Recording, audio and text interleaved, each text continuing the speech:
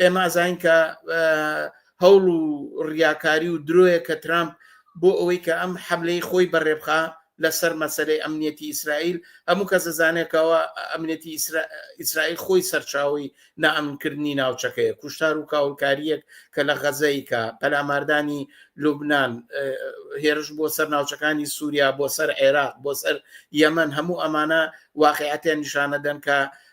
ئەم ڕووداوانەی کە ڕووی دابەر ئەنجامی میلیتاریزم و لەشکرکێشی و سیاسەتێکی شەڕخوازیە کە ئەمریکا و ئیسرائیل بۆ ئەوەی کە پێگەی ئەمریکا هەم لە بەرامبەر ڕەقیبە جیهانی و ناوچەکانی هەڵسێنێتەوە هەم بتوانێت سیستەمێکی ئەمنی و اقتصادی لە ڕۆژهەڵاتی ناوەڕاستە کە ئیسرائیل سەروەربێ جێبخە